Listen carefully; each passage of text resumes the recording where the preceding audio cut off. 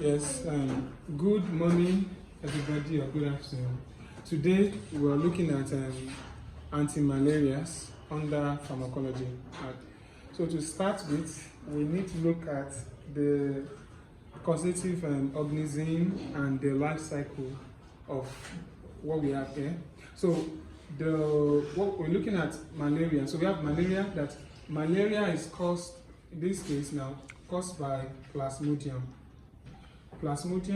Now, the Plasmodium, the strain or the species of concern to us are the P. vivax or the P. falciparum, which are two of the many species of Plasmodium. Right? Now, we have that the Plasmodium have two parts of the life cycle. The asexual reproduction part of the life cycle occur in humans, whereas the sexual reproductive part of its life cycle occur in a female Anopheles mosquito. So invariably we're saying that we need a female Anopheles mosquito that is infected with this P. falciparum or the P. vivax to bite a human being to transmit the parasites to a human being. So what happens if the female mosquito that is infected bites a human being, sucking the blood? In terms of sucking the blood, it injects what we call the sporozoites into the bloodstream. Now, what we have is that the sporozoites will go into the liver cells. There's no drug currently that can stop the migration of the sporozoites from the bloodstream into the liver cells, where they can form two things. Either they become the merozoites or they form the hypnozoites. Now, this stage tends to last between 12 to 26 days. For the P. falciparum, we have 12 days for the pre-erythrocytic or exoerythrocytic form, whereas for the P. vivax, we have it up to 26 days, because the P. vivax has what we call a dormant stage or the hypnozoite stage in the liver cells.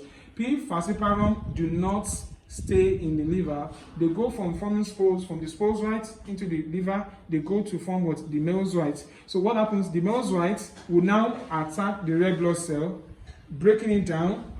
So breaking it down, what do we have? We have that it usually will now form this tropozoite, which is still part of this asexual reproduction occurring in humans, then the multinucleated schizons. So with the multinucleated schizons, this would break down the red blood cell, leading to red blood cell lysis.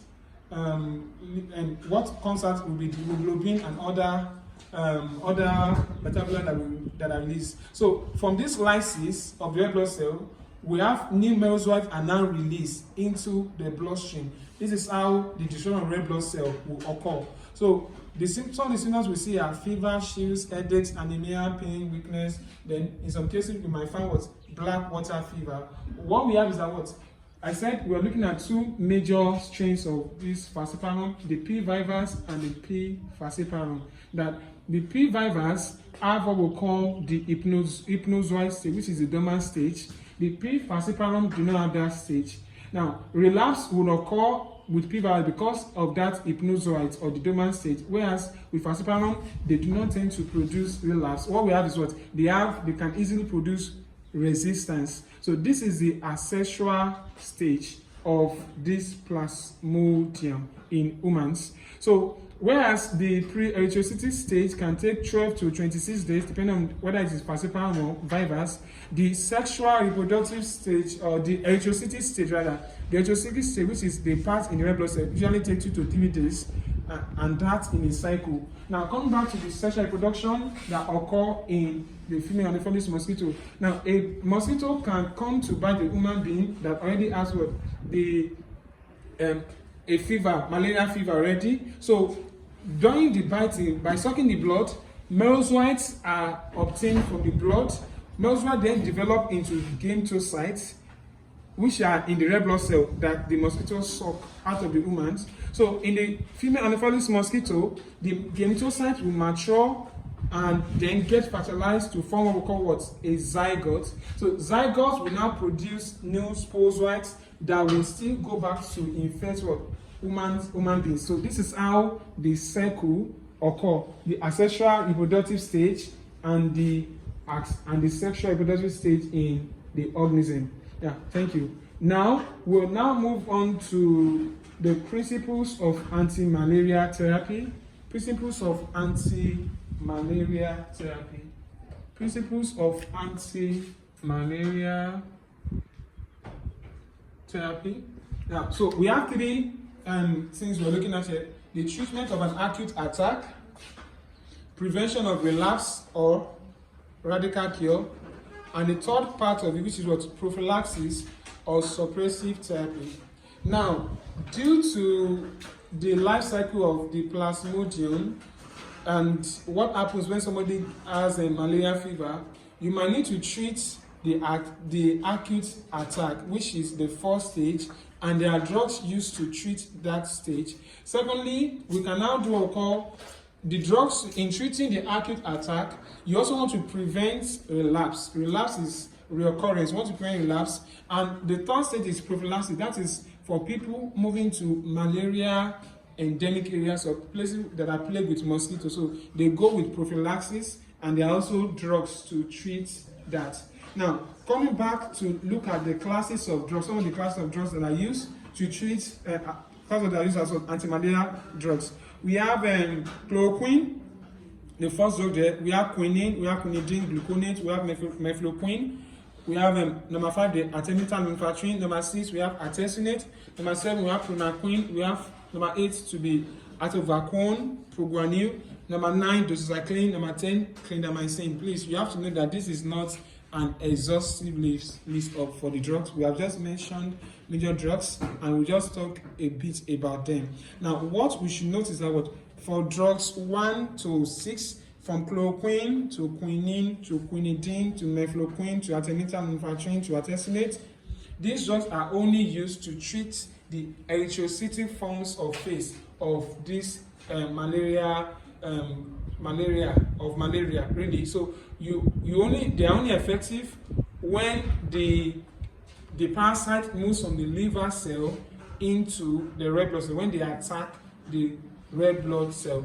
Whereas primaquine can be used to treat the hepatic stage alone. Primaquine can be used to treat the hepatic stage alone, so it can clear the hypnozoite from P. virus in the liver. Whereas atovaquone, progranil, is the drug here that can work to clear the hepatic phase and the erythrocytic phase. Now, drug 9 and 10 here, doxycycline, tetracycline, clindamycin are antibacterials, antibiotics. They are added to this therapy or to bring about therapy or prophylaxis of malaria itself. Now, let us talk about some of these drugs, how they tend to act. Looking at chloroquine, the dose usually the 250 milligram or 500 milligram. I'm given orally, IM, IV, and at times superbly rectally. So what do we do? Although chloroquine is not really used again because of the development of resistance, how do chloroquine produce its effect? So essentially, because the parasite itself, parasites in destroying the red blood cell, they tend to release what? M. When the parasite breaks down the red blood cell, so M is poisonous. So M is poisonous to the parasite. So what the Plasmodium tend to do is that the Plasmodium then converts M to amozoin. Amozoin by polymerization, which is non-poisonous in their full vacuole. So what chloroquine and drugs that behave like chloroquine does is what? They prevent the conversion of what? M to amozoin. So the prevention of this conversion of M to amozoin, and that the drug tend to accumulate in the red blood cells that have been parasitized by this, tend to now bring about the destruction of the Plasmodium. So that is what chloroquine does. So chloroquine, quinine, they tend to behave that way. Now, to talk about the drug, artesunate, artemether, and lumefantrine, those drugs are artemisinin derivatives. In looking at that, artemether is derived from artemisinin, just like artesunate, like that. So what they tend to do is artemisinin based drug will produce what we call free radicals. So free radicals now tend to destroy the Plasmodium. tend to destroy plasmodium, but normally artemether would be converted to dihydroartemisinin, which is the active form of artemether. Artemether will come to dihydroartemisinin. Usually artemether will come in 20 milligram in the ratio as 20 milligram coming. So in treating malaria, which we can give artemether lumefantrine to treat P. falciparum, uncomplicated P. falciparum malaria. It can also be used to treat multi-drug resistant P. falciparum malaria, and the effective cure rate is over 95%, and this can last for up to 28 days. So this is what we have for artemether lumefantrine. The artemether is from the plant artemisinin, connected to dihydroartemisinin, and what they do is they produce free radicals that would destroy the plasmodium. But the problem is artemether, there's any artemisinin based drug, they tend to have what we call a short half-life.